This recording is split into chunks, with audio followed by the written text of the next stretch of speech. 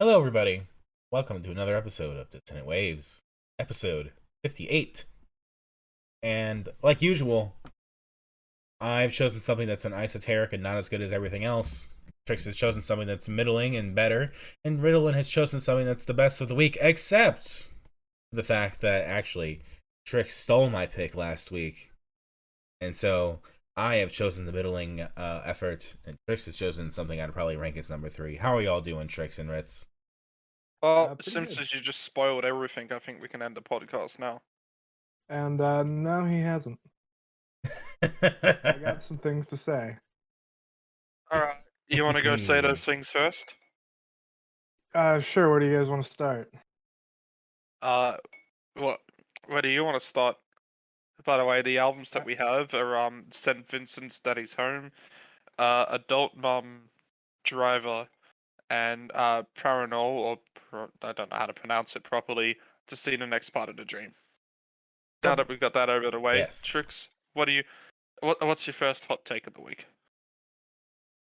All right. So I guess I'll start with Adult Mom is my number one.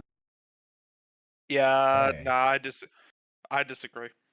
Adult Mom. I have my reasons, and I not that. absolutely believe that you would, but I still personally disagree.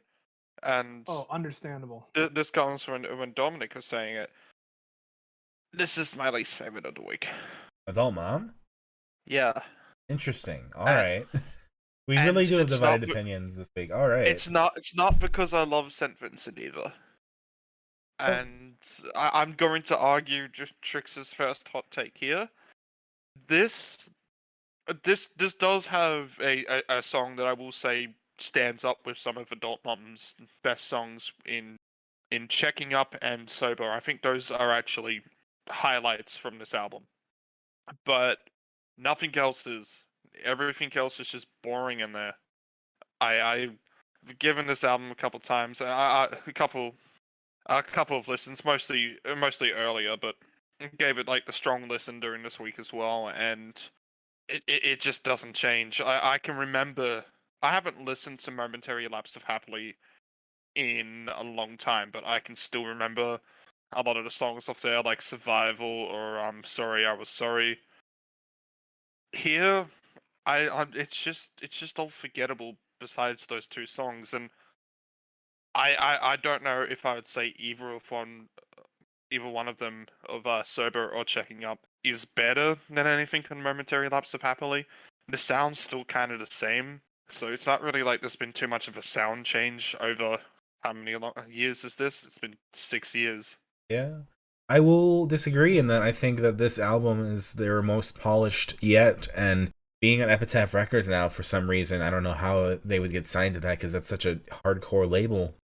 It really helps their production a lot, and it makes their songs a lot bigger, and it's not just all lo-fi bedroom pop anymore, which I really appreciate. I will say as well, just quickly, that the best thing about this album is that they've gotten off the Tiny Engines label. Yes. Yes. I mean, I like songs like Breathing, Sober is of course great. Adam was kind of fun and short, you know. So there was some Man, variety going on. I fucking loved it. Adam just made me start crying, and I'm glad I wasn't at work when I heard it. I wasn't too excited for this effort when the first single, because I've actually been following this release since the first single, which was Berlin back in 2020, and that song just didn't grab me. I can't remember when it came out. I could probably actually check my shortlist from 2020 because I have this type of stuff, which shows when I added this stuff to my shortlist, and I can go, hey, here's when I discovered it, blah blah blah. I'm just saying this so I can stall while I find the time. So you know, I mean, I if can just anybody wants to interrupt, you can I go can ahead. do it. I can do I, that. Unless Trix, you have something to say. I'll just yeah. I cried to this album, and I'll fully admit it. It caught me off guard first time I heard it, and I'm like, oh fuck, here it goes. Anyway, I got the time up, and actually, the first single came out quite a long time ago. It came out, well, I added it February 13th, 2020, so it's definitely been around for a while. And I had Berlin play on my playlist that year a couple times. You still couldn't ask me how it goes. I couldn't really tell you because it was just to me forgettable. But then then the sober single comes out early this year, and I like it. There's a kind of a catchy chorus there, kind of very honest, open lyrics. It's very self-aware as well. That's why I think it's one of the highlights. I also like checking up on this album, which again was another single, and those two singles made me excited for this album somehow. And then I gave it a listen when it came out. It didn't grab me. I've given it a listen here. It still hasn't grabbed me.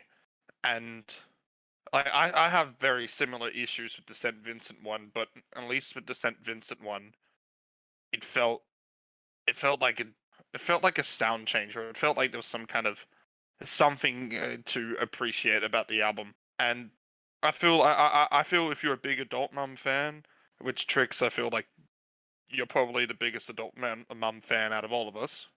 Yeah, probably. Yeah. And if you just wanted more Adult Mum music, and yes, this is better produced than Momentary Lapse of Happily, but if we're gonna say that what makes a good album is just how cleanly produced it is, then we can throw out every Petite League album that we've listened to. Yeah. I mean, from my memory, Momentary Lapse of Happily was fine. It was alright. I didn't hate it or anything. I thought it was fine. Some of the songs were nice.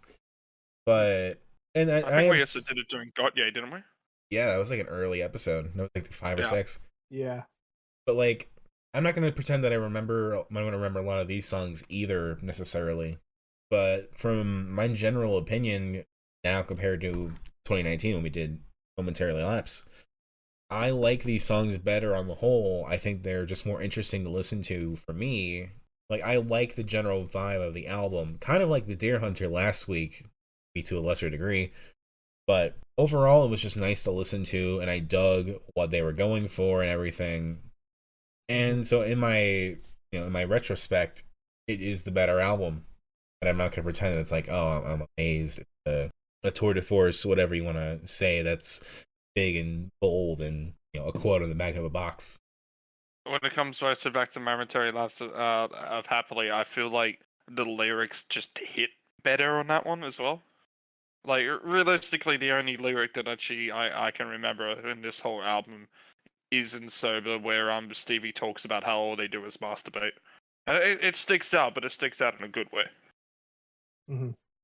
I mean, talking about I also want to just say that before people think I'm perving for that sticks out. A reason why it sticks out is because you don't expect just this kind of honesty to kind of just open the song. Yeah. And there's a very similar song I'm gonna bring up from Courtney Barnett. Forgot what the song is called, but it's off one of her very early EPs. And the opening lyrics to the song is "I masturbated to the songs you wrote." Hmm. Oh, fucking what was the song called? So you're gonna have to give me 10 seconds. Somebody can interrupt me. Yeah, I mean, I think Adam has some memorable lyrics. Being in a car, talking with a friend about being a child and having like a queer childhood, and like I don't remember exactly what it was, but like the recognition of that, wanting it to be better, that kind of thing was interesting to hear about. Lance Jr. was the name of the song, by the way. Like just so that people don't think I don't search this stuff up. I search up everything I forget instead of actually researching albums. Yeah, it's supposed to be my job, technically. But yeah, like looking at it now, like I wish I could remember more lyrics or like more specific details. But like the Deer Hunter last week, it's a kind of a blunder, but it's good. I liked what it was, but I buy it. I don't necessarily know, but if I were to put it on again, I would not object. I guess it's good. I liked it better than the last one we listened to, but yeah. I just really like this album. I'm gonna be fully honest. It caught me off guard with how much I liked it. I mean, it's fine. Obviously, I mean, me and Dominic have both obviously had times where we've just picked something because we liked it and haven't been bothered to explain why we like it. We just like it. Yeah, I mean, I think I can't tell you a single time in which you've said it, but like for me, Luca Brasi. Yeah, that's fair. I will say whenever like a queer wind comes across, like especially in a tune like Like that's why like I started crying after listening to Adam is because just like it's about like a queer success and oh shit here it goes. I mean, Kalimasi was kind of that for me lately. Of like, I like this band, I like this album. I can't exactly translate that into a reason why that satisfies everybody, but I liked it quite a bit. Yeah, sometimes it just tugs at your heartstrings and you can't explain why. Very Anyway, curious why you picked Saint Vincent over this. Because I forgot this album came out. I thought it came out last year, and I'm gonna be honest, I hadn't quite listened to it yet. I hadn't. It was on my radar, but I'm like, I'll get to you eventually, and I wish I got to it soon. Now we're gonna be in a limbo, just like with Rainbow Kitten Surprise, where I'm like, we should probably do the other album just to get it out of the way eventually, right? Yeah. if I could describe this album in one word, it would be Blender. I'm pretty sure. I'm pretty sure that's our most used like buzzword in this whole podcast, though. Yeah, last week I think I'm just Yeah. gonna call it Blender Week. This week, it's post Blender, Blender. blender, blender, blender, blender, blender, blender, It's like blender. Blender. It sounded like you're trying to call out to. I'm gonna say your wife, even though you wouldn't have a wife, just to just go along with the expression here. It feels like you're calling out to your wife, Brenda, but you can't properly pronounce the R's. Which don't get me wrong, I completely relate to that. Hey, Blender. Oh yeah. Now that just sounded like you were trying to do another brick in the wall. Uh, To continue on with my point that this album is not really interesting, has anyone really got anything else to say about it? it's triggered emotions for me. I can. Yeah, Really but you said that appreciate all it the for time. That's all you've said is that it's triggered emotions. that. It's not anything And else. that's it's. I feel like that's all I needed to say about it because it. Did we go over the Tiny Engine stuff on the episode we featured Adult Mom on before? No, it came out No. after the episode. Yeah. I mean, it's worth mentioning that about how apparently Tiny Engines was like screwing them over, and not paying royalties to them or giving them money really, and Well, screwing Stevie, over older artists, weren't taken their they? masters. yeah, like withholding the masters, and so Stevie kind of put them on blast not long after we did Momentary Lapse of Happily, and it ended up being a long drawn out process in which they somehow got on Epitaph Records. And the album, I think Stevie mentioned somewhere that the album was probably recorded like 2 or 3 years ago now, that they were in a very different place when they recorded these songs, so it's finally out. This is like 2019 songs coming out 2021, skirting the entire pandemic pretty much. Yeah. On that note, I should see as well. I hope because there was one band that I was actually into on the Tiny Engines label. I know there's probably a bunch of others, but like one that I can remember, and it was the emo band Awake But Still in Bed, and they were on the Tiny Engines when they put out their debut record, which was actually one of my favorites of 2018. So I hope that for the love of fuck for them for their music that they've got an offer too. Maybe Epitaph will pick them up, because isn't Epitaph more of an emo hardcore thing? I'm pretty sure, right? Well, when I'm listening to Adult Mom, I'm really thinking of lyrics like "cut my wrists and block my eyes." So I don't know if that's sarcasm or not. it is. Okay. I know it's hard to tell because I'm in this tone of voice because I don't want to talk loud because my acid reflux would make me burp, and then I'll just have a burping contest with Tricks, and that's a podcast for Yeah. another day. Yeah, that's a mini-sode. I'm chugging an orange cream sparkling water. Goodness. I went to the Epitaph Records wiki. I just thought it was funny that the first listing is Adult Mom, which is great, and then the next listing is Alkaline Trio and All American Rejects, and then down the list you got Falling in Reverse and Green Day. Well, that's not exactly now, but they were there for a little bit. There's nothing better than Falling in Reverse, and Ronnie Radke is a terrific person. There hasn't been a single moment where Ronnie Radke has been an absolute dick. Never a single. Never. Just never. Never. He's a saint. I will keep going. I'll give you La Dispute instead, if that makes you feel better. That makes me feel so much better. Okay. All right. La Dispute is actually good. But yeah, I'm very curious what Epitaph saw in Adult Mom. Not saying anything bad about Adult Mom, but it's.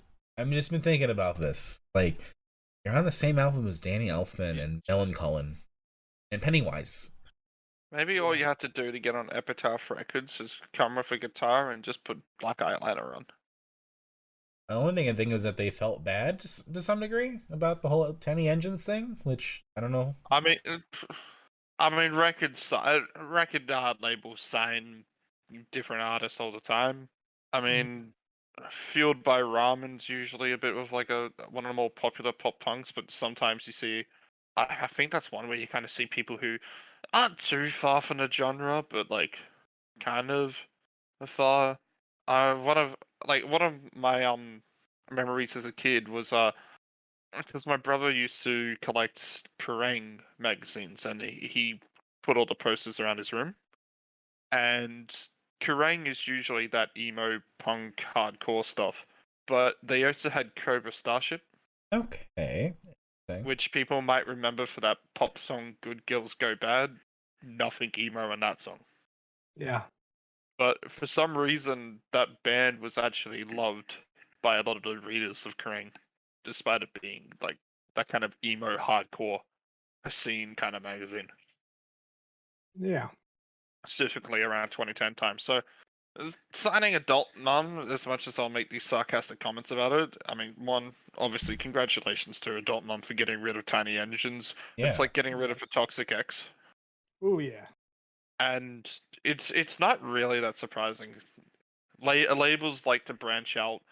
Like, yeah, they sign a lot in the same genre when they can, but they can start to branch out and seeing successes there, then it's good for the label because it means that they can keep expanding. So, And that also means hopefully that the acts themselves can keep expanding. If this is like a showing of what they would have been a couple of years ago, all polished up, I wonder what another album would be like with Epitaph money. Yeah. But I don't know. I guess favorites for this album would be like Breathing. I liked Breathing. yeah, I wish I could do that myself. Who wants to hear me Regret wheeze? It. We can cover Weezer another time. Regret It's fun. Sober has some cool lyrics, as we've talked about. Otherwise, nothing. I didn't really hate anything. It's all pretty solid. I liked it. Yeah, my favorites, Sober and Checking Up. Least favorites, it's nothing I hated. It's just forgettable. That's it. Favorites from me, Adam and Sober, and I don't have a least favorite. And well, Nice. with that is the first of Trix's hot takes for the week. What's your next? Let's talk about St. Vincent here. Tell us your St. Vincent opinions. I liked it, but nowhere near as good as Parannoul? You cut out completely. I cut out. Yeah. Yeah, you cut out. I liked it, but nowhere near as good as Parannoul.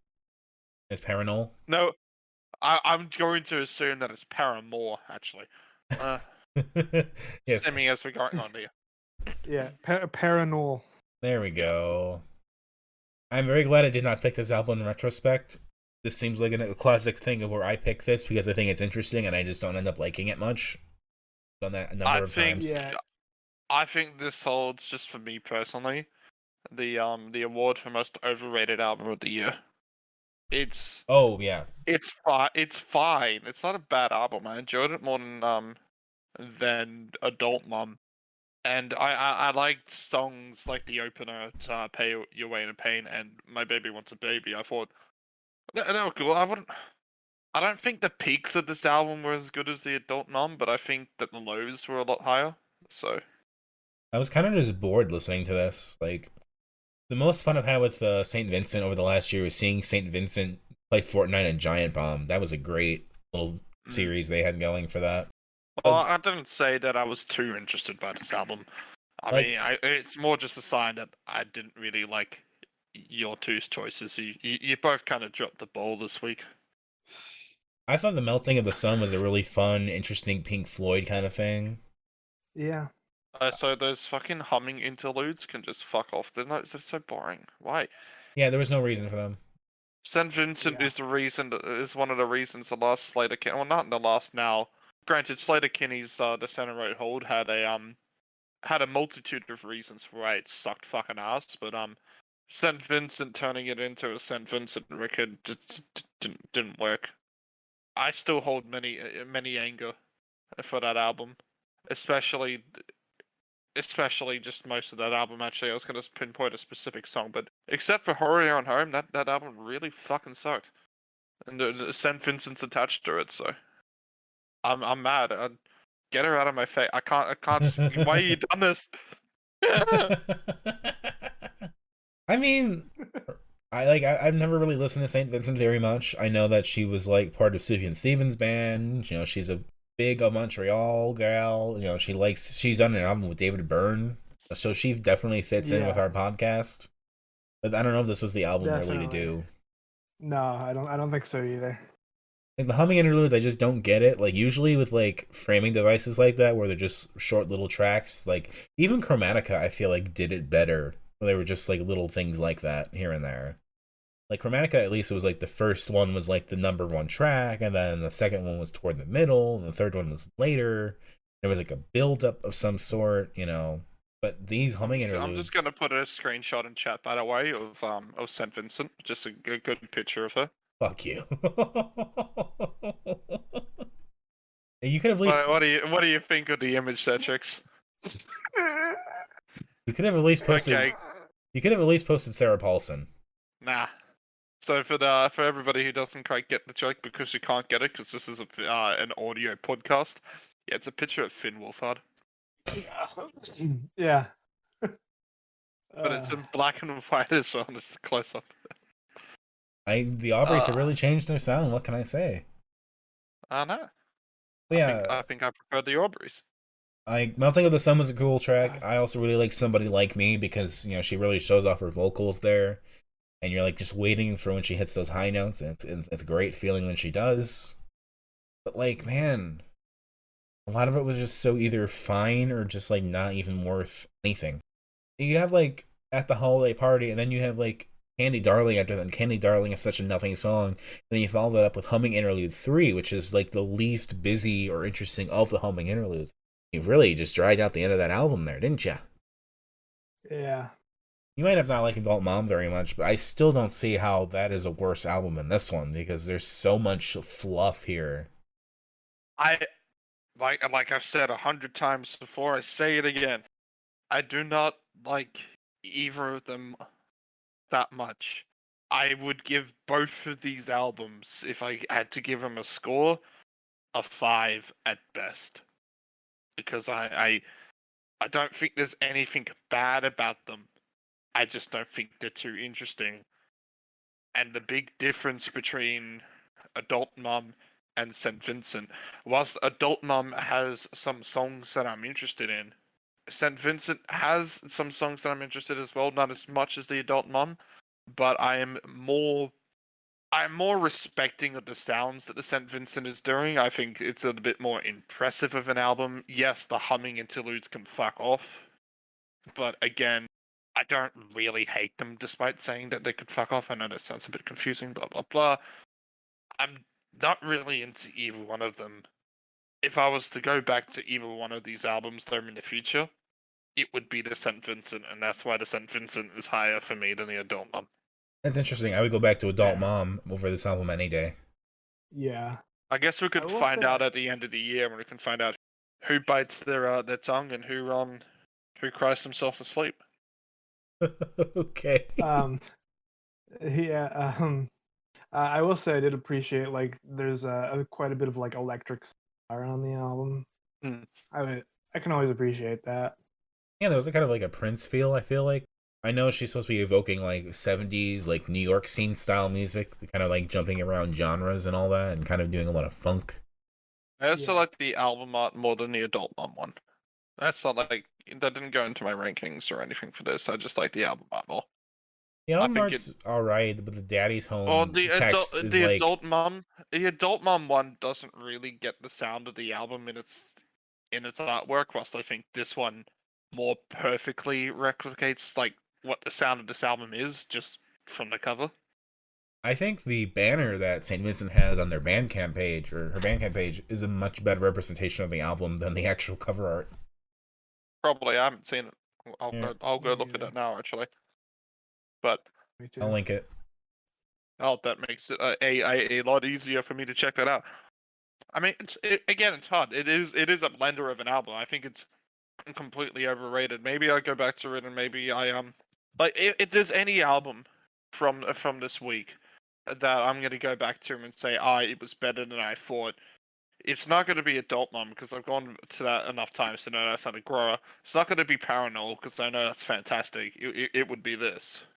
And I'm I think probably there are songs on here that can be that could grow on me, but as for now, I think this is a bit overrated. and this will probably be like Yeah. hippocampus for me, where I buy 2 songs and I listen to those 2 songs and that's it. That is fair. I mean, it's easy to tell favorites then, because favorites are Melting of the Sun and fucking Somebody Like Me, because those are the 2 songs that I liked. And I think my biggest letdown of all was probably like maybe Daddy's Home, because like I understand the concept of like her dad got out of prison, she's happy about that, she wants to make something Mhm. about that, but I thought Daddy's Home, the title track, was kind of just whatever. And the humming interludes as well can just fuck off. Yeah, the humming Yeah. interludes. Hey, you still got 40 seconds before we can make this an official LP. What do you got to do? Hmm. I feel like this album would have benefited from just being having the tracks reorganized. Probably. Nah, I don't think the flow of this album's an issue at all. The ending is an absolutely terrible You mess can of just get flow. rid.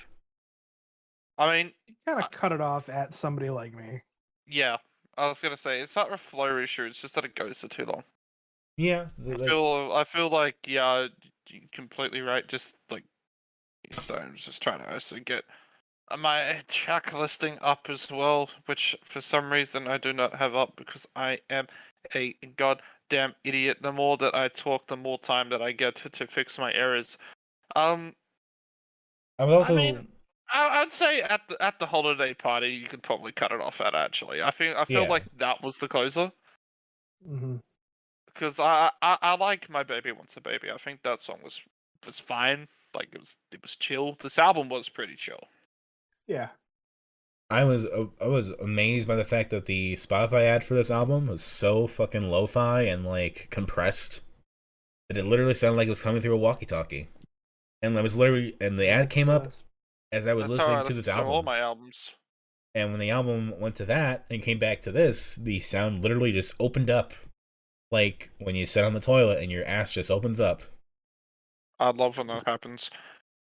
I used to have a really shit pair of earphones, and like story time here, kids.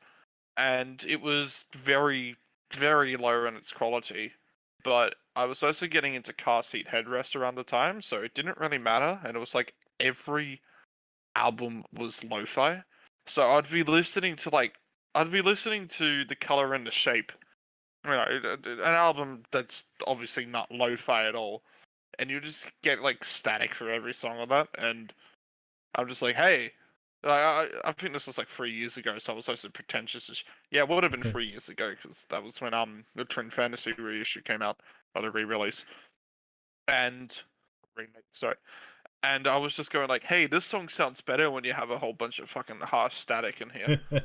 And look, going into my music taste now and all the albums that I've listened to, I think there generally are some albums that would just be better if it was just a lot more harsh static in it.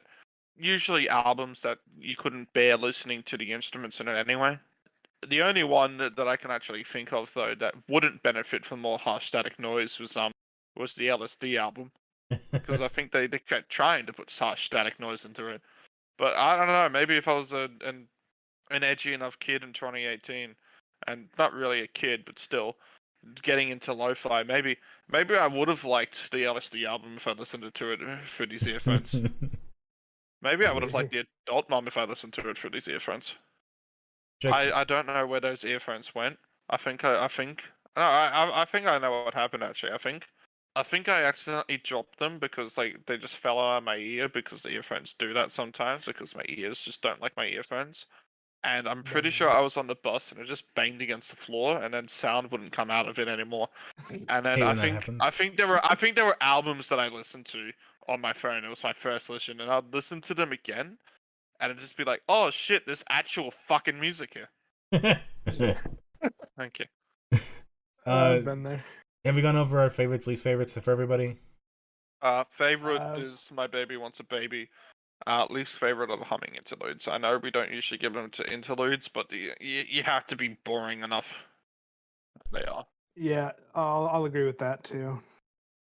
All right, because speaking of car seat headrests, someone else who also really likes car seat headrests to the point that they recommend it on their Bandcamp page, Parannoul. Trend Fantasy as well. Yes, they literally recommend car seat headrests, Weather Day, and the Brave Little Abacus. I've never seen anyone else recommend artists like that, and I love it. I need to listen to the Brave Little Abacus, and I still haven't. And then it also says if you like Parannoul, you'll like Microphones in 2020. So that means something. Yeah. Trix, what's your final hot take? This album has no right to be as polished as it does. That's not a hot take. Well, no, it doesn't. You promised me a hot take. And like you're going here and you're saying positive shit about an album that we're all gonna say positive shit about, and you're just like, this is gonna be a hot take. I got some things to say. I got some things to say here. It's gonna rock your fucking world. No, fuck off, Trix. This ain't a hot take. This is just a regular, normal take. This wasn't one of my hot. Let it finish. Hot take album, but yeah, this does not sound at all like it was just done by one dude with a computer. Like, my God, like when you hear that, you expect like, oh, it's gonna be like heavily quantized. It's gonna stick to the beat pretty well, and just no, not at all. It just caught me off guard, I guess. Like the only thing I think that really gives it away for me is how precise the drumming is. Like There's still a little bit of slop in it too. Like I showed it to somebody else, and like my friend was like, "Yeah, I can tell that's computerized because of the precise drumming. Other than that, I would not really have known." And I'm like, "Okay, yeah, that makes sense." But like, I think the precise drumming is so important too, because it makes songs like fucking Youth Rebellion really fucking hit you. Or Youth Rebellion just fucking erupts into a gigantic fucking drum solo for no reason, and it's wonderful. Now, Dominic, before we go big into this album, shall we go big into its inspiration? One of them, yes. I got to talk about Neon Genesis Evangelion all day, but let's talk about All About Lily Chou-Chou for now. If we're gonna talk about weeb shit for the whole podcast, we would be like 95% of podcasts on YouTube. Instead, we're like the other 5%. Yeah. We'll have our weeb moment one day. We'll make Evangelion happen. We're being weeb enough with Lily Chou-Chou. That's as much Japanese culture as I can take for the day. Yeah, All About Lily Chou-Chou or Chou-Chou. I didn't have time to watch it. It's directed by Shunji Iwai. I admit to having to read the Wikipedia article afterwards to understand what the fuck I just watched. Yeah, I mean, I had to think about it as I was watching, but it made sense. I was like, oh, that's who they were. So I watched it with Ash, and she just complained the whole time. She couldn't understand anything, and she kept going like, "Why is this happening?" And I had to keep going to her. I don't fucking know. I've never watched this film. I don't know what's happening in front of my eyes. I got a seizure for the first 5 minutes. I don't fucking know. I mean, what it is that it's about bullying. It's about friends and how friends are changing over time, and how one of these kids, a lot of them are fans of manipulative that they rape another girl. It's fucking weird. Yeah, it gets really fucking hardcore and fucking when upsetting. That shit happened, it was so like she was getting raped and everybody was cheering on the rapist, and it was so fucking like just cruel and like Not everyone. The main character wasn't. No, I meant like everyone in the scene. Well, yeah, because it was a gang thing. Yeah, I know, and like. What I'm saying is, the film doesn't glorify it. That's what the film does, right? Everything that that bad characters do, like it makes sure that it doesn't glorify any of this, right? And all the film is like teenagers stealing money, bullying other kids. Like there's a scene where they're in the junkyard, I believe it is, where they force a kid to masturbate. Yeah, the main character, Yeah, Yuichi. Like the which whole, is yeah. just it's just fucked.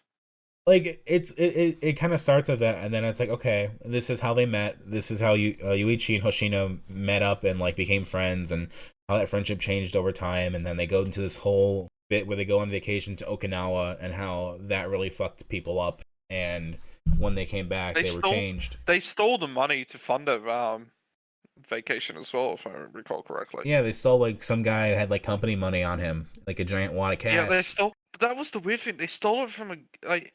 As much as it doesn't glorify it, this was one of my big complaints about the film. And I know this is like turning into a bit of a film chat, but it's gonna have to turn into that anyway. We've got to pad out 30 minutes somehow. There was a lot of characters and stuff that would get introduced, and they wouldn't really have that much impact. Like the person with the Porsche, there should have been a lot more consequences or impact for stealing a whole wad of cash from this person. Why? There was no like cop intervention or anything like that, and I know it doesn't have to be, but like no investigation, no real talk about it. This guy who's loaded just got robbed, and that was it. That was it. There was like there was no mention of it on like a news report or anything like that. He just got robbed. But that's most of the movie. Like the only time they actually mention the authorities is that bus hijacking at the beginning, which Yuichi didn't even do. Never really got brought up as well. It's just a bus hijacking. I think it's just to show how the youth those days were. And it's not that the authorities had to be brought up or anything. Like it could have been other stuff. The character could have been introduced in a couple. They had it over multiple years. They could have had the character back or anything, but it felt like that scene. It didn't really matter that the person was loaded, other than Deus Ex Machina. I mean, I think it was just like, hey, they needed to do the vacation scene, but they didn't know how to get to the vacation scene. So they just robbed a rich person. Well, they didn't know he was rich because they saw other people do it. I think they were probably gonna not do that because this was literally like their first time trying to hold somebody up, and then another group comes along and fucking does it, and they're like, ah, shit, we should get that money. And my other complaint about the film is that for a film that's supposed to be all about Lily Chou-Chou, they really didn't highlight the kids using her as an escape as much as they could have. I know they had the forums and stuff, but there was hardly, except for the kid in the field, for like very short scenes, listening to it on there wasn't really much Lily Chou-Chou music playing. There wasn't really much going into her to escaping. There wasn't really much, like it never really happened until around the end of the film. And I guess you don't need to have the big emotional moments of it, but this is a 2.5-hour film, and yeah, I know it's all plot devices. I know that's how story writing goes, but I feel like Lily Chou-Chou, a lot of it just didn't really matter for the film. Like it was just an element of the story. It was just like part of it. Yeah. It was like the background tying, unifying thing that brought all the main characters like, together. Lily Chou-Chou could have been anything, and I wish for something which they had gone to the trouble to actually make the band, which I appreciate that. I think that is very fantastic, but it feels like they created something that there wasn't really any importance to it being Lily Chou-Chou. It could have been. The music could have been like a comic book. It could have been like a comic series or something like that. I think it's more interesting that it's music. I know it's definitely more interesting, but what I'm trying to say is that they could have done a lot more with the music than they actually did. I guess I just don't really care as much because I thought it was just like a theme, like a vibe. Like it was just more talking about their emotional state and how they have trouble expressing themselves. I more just say this as somebody who was a teenager who used music as an escape all the time. I did too. Yeah. And that's literally how that's a connection to Neon Genesis Evangelion because I think that is a huge inspiration for this movie. Like Shunji Iwai was literally in a film by Hideaki Anno like a year before this was made, and they were talking about how he was probably inspired by that movie to at least shoot part of this movie with digital cameras at the time, which that whole digital camera sequence was wild. Holy shit. Yeah, I will say there are definitely moments of the film though that I enjoyed going throughout this whole 2.5 hour thing.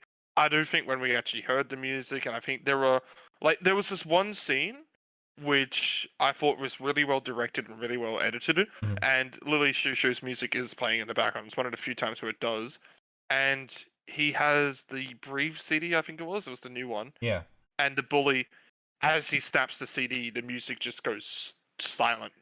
It just stops as the CD is broken. yeah, That was a scene where I thought that was really well edited. It's like it's literally the music stopping. right.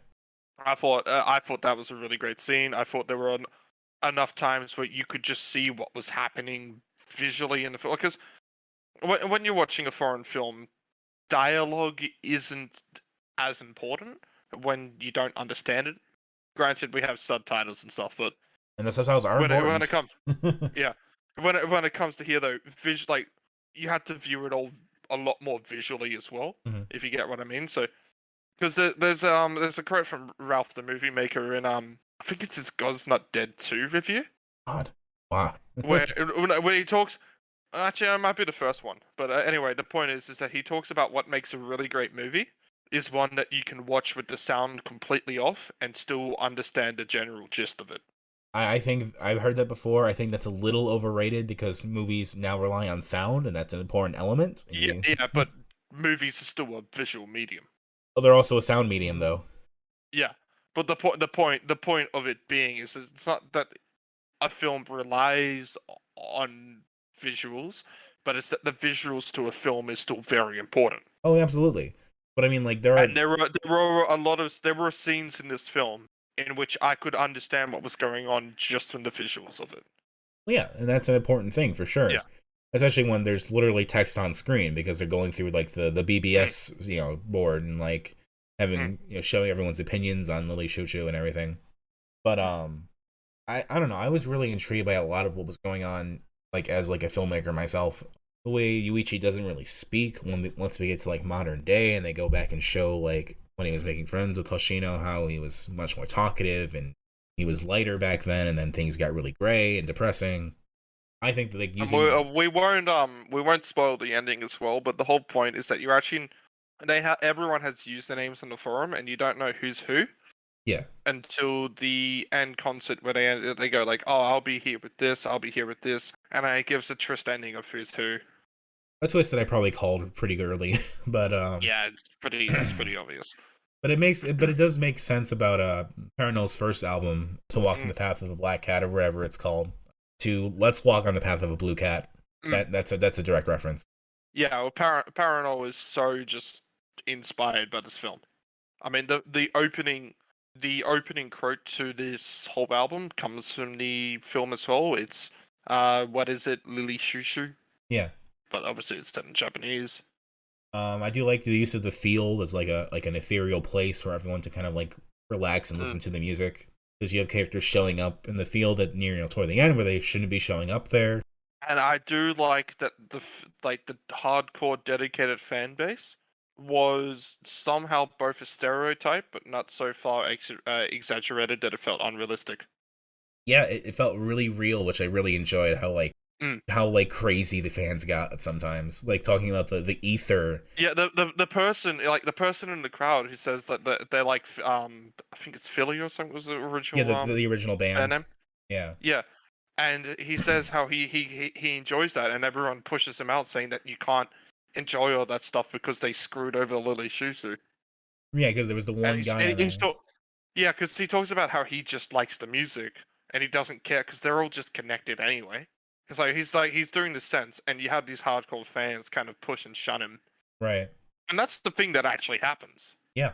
Yeah, so it didn't like Ash seemed a little confused about it, wondering like what the hell is happening here. But it's like no, that's music fan bases. Yeah, it really captured that really well. That's the one. Like they talk, That's the one most realistic thing about this film. like I appreciate like how the BBS stuff like it got into jargon and how like fans create their own language about stuff. Like they go on and on with the fucking ether. How her music is born from the ether, from that ethereal element of like it's pure inspiration or whatever you want to call it. Yeah, it's like it's a film ultimately that I'm not entirely sure that I loved or anything, but I did find it fascinating. It's an interesting watch, and you actually got the DVD for it, didn't you? Yeah, I ordered it Yeah, after last episode was done recording, and then I got it Thursday. So yeah. I had to watch it on YouTube, I don't mind that I got the I didn't DVD, have time to watch it. but but now that we've talked about this and we talked about the kind of whole the themes and stuff going into this, we should mention on the vacation there's like near death experience and stuff like that, and the characters have constant panic attacks. yeah, And I think that's important going into this album, seeming as he sounds like he's having a panic attack on like half of these songs. it's also like about teenage depression, and probably I think this album kind of goes into like what happens after, Mm. and you're not like a teenager anymore, but you're still in those feelings. Oh, so the cover art to this album is actually a literal frame for the movie. It's like animated or redrawn or something, but yeah. Yeah. What? Who wants to say the first positive thing? It's fucking Just Trix great. hasn't talked in a Album while. good. Album good. It's an album that if you keep listening to it, you'll find different things to love. Yes. I think I after didn't a look while, you can go first, actually. I was gonna say I didn't look up any of the lyrics, but I could get like the vibe of what was going across with just from the music. Impressive. After I heard "Beautiful World" the first time, and like just like kind of in the background, I thought this album was a lot happier than it actually was. Because "Beautiful World" sounds like if like just instrumentally, it sounds like if "Have a Nice Life" had a nice life. Yeah, no, not really. Like yeah, Instrumentally. instrumentally, yes, but the lyrics are just not. No, that's why that's exactly what I'm saying. Yes. Like only from the instruments. Lyrically, it's just like hopelessness. Yeah, and like the little prologue that he gives to the album on Bandcamp, it really typifies that hopelessness well. Mm. By talking about how he doesn't even like his own singing, and he's never really played instruments very much, and doesn't really tell people about that he's making this music, but he still wants to be As something. as this album goes on, though, you can kind of tell that it's all digital just because there's so much influences just from using the digital software, like Age of Fluctuation, which has all this kind of like digital. Like, I think that's the song that if you gave to somebody and told them this was a digital album, like all created digitally, they would say, "Yeah, I can see that." Yeah, fair. Mm-hmm. Yeah, but oh man, like lyrics talking about like I'm so disgusted with myself getting farther away from the world. I'm afraid of the future. I make the same mistakes again and again. It's gonna be okay someday. You're gonna shine someday. Mm. You know, like Beautiful world. and like he really goes hard in these like fucking lyrics about kind of expressing like how he really feels about things. I think that's Mm. fascinating. Like he really goes hard in a way that I think even artists would try to hold back on because it is just so depressing. I mean, I don't think it's probably hits harder in Korean, to be honest. Probably. I don't think it's the most depressing lyrics I've ever heard, but I do think that he does bring around self-loathing in not such an angsty way. Granted, there is a lot of angst in this album, though. Yeah. The first thing I But notice when I wake up late at night, it's the white ceiling and then my disgusting body. White Ceiling is just a fucking panic attack for 10 minutes. And that's I fucking love it. very Evangelion of him.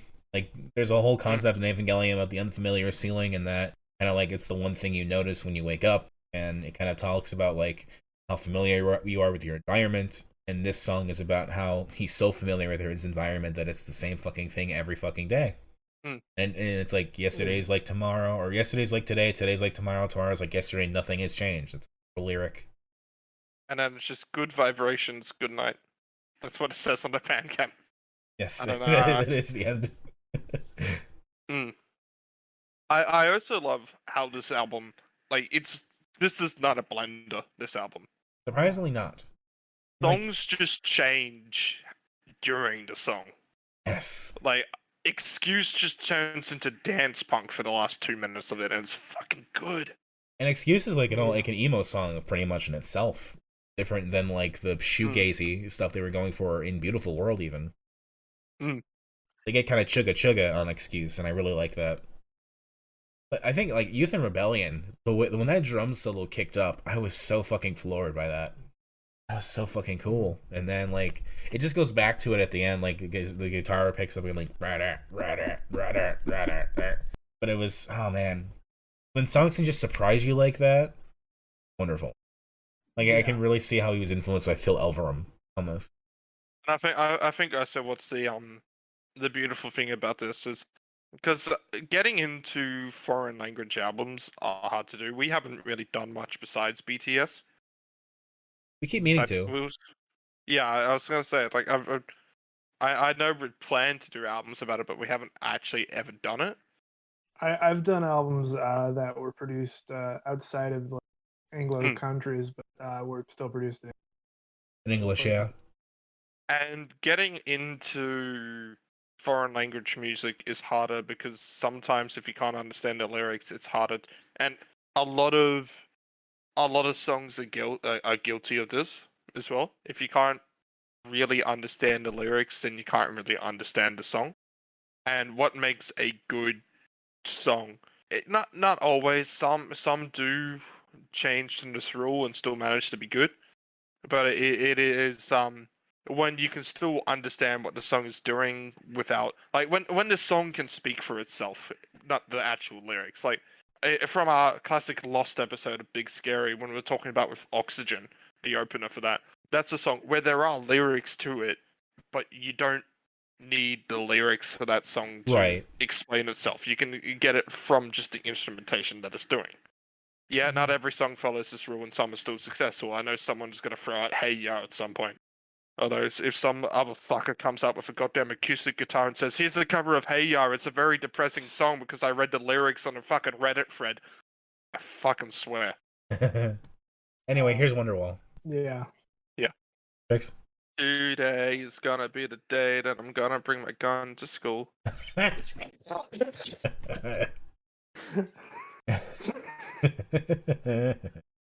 caught me off guard. One of the things I wanted to mention about this album is that it's an album of closing tracks, and I mean that in the best possible way. Like, well, that's kind of because this is also post rock at times. Mm-hmm. But like, it's very anthemic. Yeah. Yeah, you could put any song as the closer, and it would just it would work. Like you could close any album with one of these tracks, and it would just kill. Yeah, like Beautiful World ending the album will be just as good as Beautiful World starting the album. Yeah, like when White Ceiling, well, the first time I was listening to when White Ceiling ended, I'm like, oh yeah, that's got to be like the end of the album, wasn't it? And I'm like, oh shit, there's like still 6 songs. Just getting started. Granted, that is like 5, 10, 11, 15. That's 25 minutes of the album already done. So. And White Ceiling itself hits that 10-minute mark exactly. Yeah. Which I feel like has to be intentional. Because there's an extended intro to it from like which carries on from the last song. So I feel like that was just carried on to make it 10 minutes exact. Yeah. It's kind of funny too if you combine Youth Rebellion and Extra Story because they flow into each other. That's 9 minutes and 59 seconds. I wonder what it's there. 7. It's 10 minutes and 1 second on my end. Oh, YouTube Music must just added like a little bit of padding to that. Yeah, Youth Rebellion is 7 minutes and 1 second, and Extra Story is 3. Interesting. I also like it's like redundancy in here, but the line antisocial hikikomori, which hikikomori is just being antisocial. Well, it's a bit more than that. There's like actual like it's like total withdrawal from society, but yeah, reclusion. Yeah. I also think for us especially on this podcast, it helps that Parannoul seems to like a lot of Western music that we've listened to or like. Yeah. So it just this kind of just flows naturally with what we would listen to anyway. Like there's like it's a different language and everything, and it's very different in that way, but it still feels at home with everything we've done. Actually, I want to go to the chorus actually in full of Youth Rebellion. Loser, jobless, virgin, jackass, fucking dickhead, antisocial hikikomori. I was more desperate than anyone else.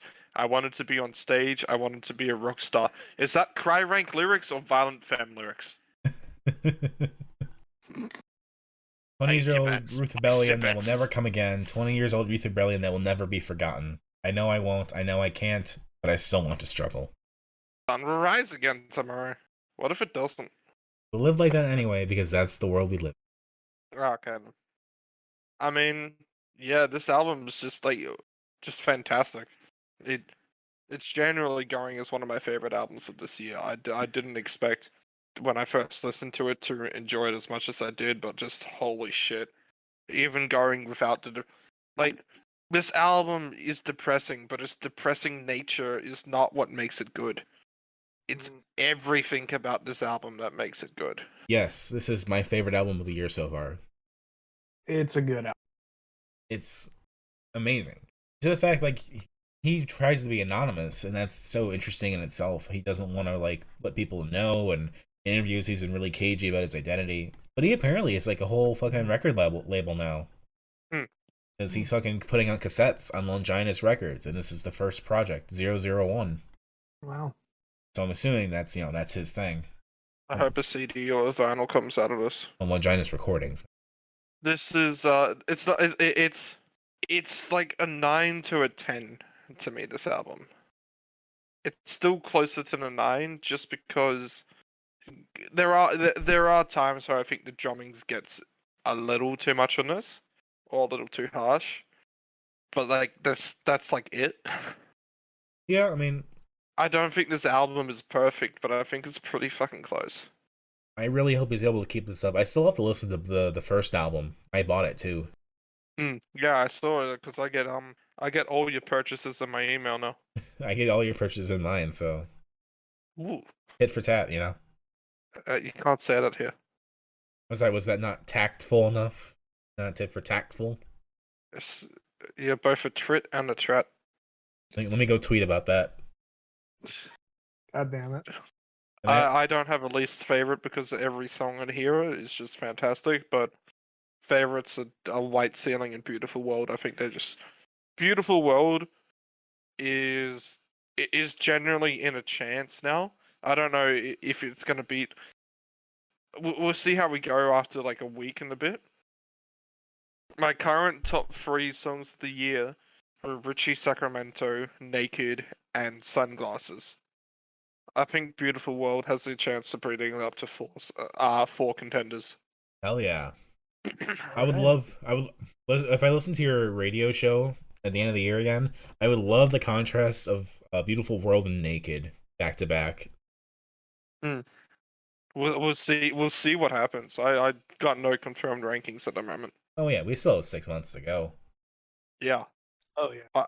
I think actually in 6 months is when I do it. Yeah. Yeah. Because I usually do it around the second week of December. So let's take a guess. Halfway point. What do we think my song of the year is going to be? And I'm not going to guess because I generally don't know. You got 4 contenders at the moment. I think Beautiful World. I'm gonna hold out for Naked, but it's probably not gonna be Naked. Beautiful World's gonna take it. All right. And if it doesn't take it, I'll be surprised. But Naked better lead into it, or lead from it.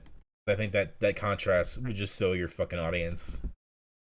Yeah. I can't tell you either one of you if you're right or wrong yet because I still generally don't know. That's fair. I'm gonna assume neither of you have least favorites. My favorites are probably Beautiful World. I really like Excuse now. Youth Rebellion. Yeah, excuses up there, but it's like number 3 for me. And White Ceiling's also up there. My least favorite might just be the last track. Fucking I call. could feel my heart touching you. Yeah, because that's just the last one, and then it's over. You just wanted more. You wanted a 2-hour album. Because like I can always tell when Chicken's coming up, but I Can Feel My Heart Touching You is probably the one I remember the least. But it's still good. Like, it's a great fucking album. I'm just saying at least favorite just to be difficult now. Fuck you. No least favorite White Ceiling. Oh yeah. Yeah, that panic attack at the direct, like that actual panic attack at the end of White Ceiling is just heartbreaking. Yeah.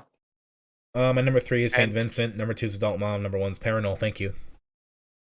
Yeah, number 3 is Adult Mom. Number 2 is St. Vincent. Number 1's Parannoul. Number 3 is St. Vincent. Number 2 is Parannoul. And number 1 is Adult Mom. Sorry, I just got so emotional listening to Adult Mom. It's got to be number 1 for me. It's fine, but I feel like when we do rankings 6 months down the line, Yeah, I might I've rank it higher. yeah, I feel like it's gonna be a change. So, I mean, the true test of time is time. So, Yes. You just gotta see the next part of the dream, you know. all right. So, shall we go into what we're doing next week? Sure, I'll go first, I Sure. guess. Because I'm going to pull something out I don't think either of you expected. We're going to go kind of back into the heavier side with a progressive metal band. And I'm going to do Dogman by King's X.